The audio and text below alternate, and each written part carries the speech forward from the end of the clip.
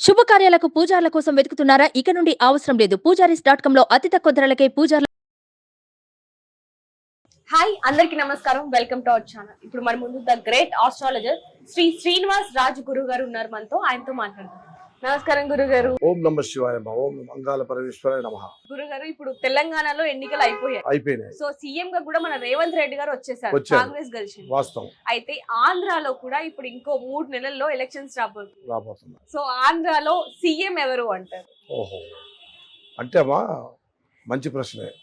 CM అంటే అమ్మా ఇప్పుడులో మన జగన్ గారు ఉన్నారు. ఆయన కూడా ఒకరోజు నేనే చెప్పా, ఎప్పుడు ఈఎం బంజారా రోడ్ షూ చేస్తున్నాడు. ఈఎం బంజర్లో ఇక్కడ సత్తుపల్లి బంజర్లో ఆయన రోడ్ షూ చేస్తున్నాడు. నేను ఆంజనేయ గుడికాడ పూజ చేసుకుంటున్నాను. జగన్ గారు వస్తున్నారు. అప్పుడు సీఎం కాలే, ఆయన సీఎం కాలే. ఇక ఈఎం బంజర్ అంటే సత్తుపల్లి దగ్గర ఈఎం బంజారా సత్తుపల్లి రూట్లో పోతున్నాడు కారులో. అప్పుడు అక్కడ ఆగారనమాట. అప్పుడు పక్కన మా శిష్యులు చూసి, ఓ మన జగన్ గారు వచ్చారు మాట్లాడండి గురుగారు అనే. నేను చూసి సరే పోదాం అంటే పాపం అక్కడ తాడు కట్టారు. ఆయనకాని జనాలు ఆయన దగ్గర పోకోకుండా తాడు కట్టారు. నేను ఏమండి నమస్కారం అండి అన్న అంటే నమస్కారం అన్నాడు. మరి ఏంటి ఇప్పుడు స్థానం నీదేనండి అన్న. నువ్వే సీఎం అవుతామండి. నా కార్డు కూడా ఇచ్చా అయ్యగారికి, జగన్ గారికి నా విజిటింగ్ కార్డు కూడా ఇచ్చాను. మీరేనండి సీఎం అని చెప్పా. నవ్వాడు. ఓకే అన్నాడు. ఆయన తీసుకొని ఇక నేను చెప్పాను, నేను వెళ్ళాను. ఆ తర్వాత నేను యుఎస్ అమెరికా వెళ్ళిపోయా. అక్కడ పూజ చేసుకొని ఇక వాళ్ళకి ఎవరు అటు అమెరికా వెళ్ళిపోయారు. ఇక ఆయన సీఎం అయిన తర్వాత తెలిసింది, ఇక టీవీలు ఉంటాయి కదమ్మా, ఇక మీరు ఉంటారు కదా, ఇక మీ ద్వారాగా అందరి ద్వారాగా ఆ టీవీ ద్వారాగా తెలిసిపోయింది. ఇంతవరకు మరి ఆయన ఆ కార్డు చూశాడో లేదో తెలియదు మనకి. ఇక మన ఆయన కలవలే. ఇక నేను వెళ్ళలే, నాకు అవకాశం రాలేదు, ఆయన కాడికి వెళ్ళలేదు. ఇంకా ఆయన పదవి ఆయన లైన్లో ఉన్నాడు. ఇప్పుడు మీరు అడిగే క్వశ్చన్ ఏంటంటే ఎలా నెక్స్ట్ సీఎం ఎవరు? గవ్వల జ్యోతిషం ఏం చెప్తుంది మరి వేస్తామంటారా గవ్వలు? ఓం నమ శివాయ.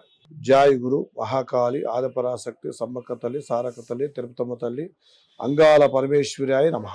ఆంధ్రాలో కొత్త సీఎం ఎవరు? కరెక్ట్గా అంతే కదమ్మా. 4 పడిపోయాయి. రెండోసారి వేద్దాం. జాయి గురు జాయి భగవతి అంబావారు వనదుర్గాయ నమః అంగాల పరమేశ్వరాయ నమః. 1 2 3 4 5. ఇంకొకసారి వేద్దాం. జాయి భగవతి కళ అంబావారు ఆదిపరాశక్తి సమ్మక్క తల్లి వనదుర్గాయ నమః.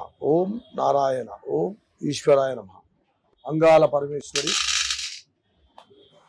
అమ్మా ఫస్ట్ బర్త్డే 4 పడ్డాయి, ఆ తర్వాత 5 పడ్డాయి, ఆ తర్వాత ఇప్పుడు 4.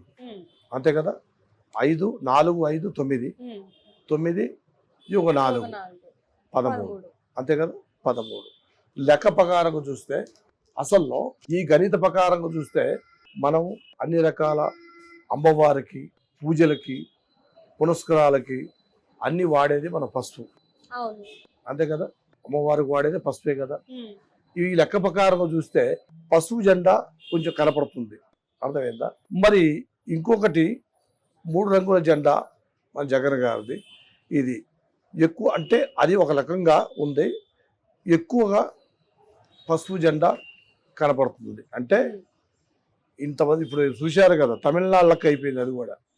ఈ గణితం కూడా అట్లా అయిపోయింది. 5 సంవత్సరాలు మిమ్మల్ని చూసాము దొరగారు, ఇక మేము కూడా కొత్త ఆయన చూడాలి అనుకొని ఈ గణితం 4 మళ్ళీ 5 మళ్ళీ 4 పడ్డాయి. అందువల్ల పచ్చ జెండా ఎగరటానికి అవకాశం ఉందని దీంట్లో గవ్వల శాస్త్రం చెప్తుందమ్మా. గురుగారు, మీరు ఇండైరెక్ట్ గా పార్టీ పేరు కానీ నాయకుడు పేరు చెప్పకుండానే చెప్పేశారు ఎవరు అనేది. అంతే కదమ్మా. ఇప్పుడు మనం చెప్పేది కదా తల్లి, దీనిలో కలబడుతున్నాయి గవ్వలు. ఎందుకంటే ఒడిదుడుకులు వస్తుంటాయి. ఇప్పుడు ఇక్కడ ఒడిదుడుకులు రాలేదా? తెలంగాణ కూడా ఒడిదుడుకులు వచ్చాయి. అట్లా ప్రతి రాష్ట్రంలో ఒడిదుడుకులు వస్తుంటాయి. వాడు గెలుపులో అవతల వాళ్ళు గెలవచ్చు, యువతల వాళ్ళు గెలవచ్చు. మనం చేసే పనిని బట్టి, మనం మాట్లాడే విధానాన్ని బట్టి, మనం చేసే వర్క్ను బట్టి ఆ రోజు ఆ కాలంలో మన గాంధీ గారు మన దేశానికే స్వతంత్రం తెచ్చాడు. అవును అప్పుల్లో ఒక్క మనిషి మొత్తాన్ని చుట్టుకొచ్చేసాడు. అవును ఆ ఊళ్ళో చదివి లండన్లో అక్కడ చదివేసి ఈడకొచ్చి మన వంటి ఏంటో అని చెప్పి తీసుకొచ్చారు. అలాగనే రాజకీయం ఎలాంటిదంటే ఒక సముద్రం లాంటిదమ్మా. మనం చేసే పనిని బట్టి మనం చేసే మనుషులు ఇప్పుడు చూడండి, ఇప్పుడు తెలంగాణ చేశారు, కేసీఆర్ గారు కూడా చేశారు, ఆయన కష్టపడ్డాడు, ఈయన జనాలకు ఏమైంది ఆలోచన వచ్చేసింది. సరే 10 సంవత్సరాలు చూశాంగా, సరే ఈయన కూడా చూద్దాం అని ఇప్పుడు రెడ్డి గారు వచ్చాడు. అలాగనే ఇప్పుడు ఈ గవ్వల ప్రకారంగా చూస్తే పసుపు గుర్తు బయటికి వస్తుందని, అంటే ఒడిదుడుకులు కొంచెం కానీ పసుపు మాత్రం వస్తుందని గవ్వల జ్యోతిషం చెబుతుంది తల్లి. అయితే ఆంధ్రప్రదేశ్ లో పాలన ఏ విధంగా ఉంటుంది అంటారు? అభివృద్ధి పెరుగుతుందా? అభివృద్ధి అమ్మా ఇప్పుడు వరకు బాగానే లాక్కొచ్చారు, ఇంతవరకు బాగా లాక్కొచ్చారు. ఇక అప్పుడు నేను ఒక మాట చెప్పాను కదా, మా కుటుంబం లాంటిది అది కూడా. ఫ్యామిలీ చిన్న ఫ్యామిలీ అయితే మామూలు మేనేజ్మెంట్ చేసుకోవచ్చు, పెద్ద సముద్రం లాంటిది. ఒక ఆంధ్రప్రదేశే కొంతమంది ఏమంటారు నాకు పెట్టలేదని, కొంతమంది తిన్నోడు కడుపు నుండి తిన్నోడు కాముకునే ఉంటాడు, ఏమి లేనోడు బజార్కి ఎక్కుతాడు కదా, నాకు అది పెట్టలేదండి, జగన్ గారు ఇది పెట్టలేదండి, అది పెట్టలేదని అంటూనే ఉంటాడు. అయితే ప్రజా మనసు ఎలాంటిదంటే ఒక నాయకుడి మీద వాళ్ళు ఫోకస్. మనం ఏమనుకుంటే వెనకటి కాలం వేరు. వెనకటి కాలం అంటే అయ్యా ఏది ఇచ్చినా మన నాయకుడు డబ్బులు తీసుకోరు. మా వెనకటి కాలంలో డబ్బులు తీసుకోరు, మాట మీద కట్టుబడే వాళ్ళు ఉన్నారు. కానీ ఈ రోజులలో దేనికైనా లక్ష్మి ఒక పక్క, చేసే పని రెండో పక్క, మర్యాద కొంతమందికి. అలాగనే వీళ్ళు ప్రజా లైన్లో చూస్తే తేటగా ఇదే పసుపు కనపడుతుంది, కొంచెం ఉడుగు కనపడుతుంది, కానీ ఎక్కువగా పసుపే కనపడుతుందని చెప్తుందమ్మా. చూద్దాం గురుగారు, ఇంకో 3 నెలలు ఉంది కదా ఆంధ్ర ఎలక్షన్స్ కి.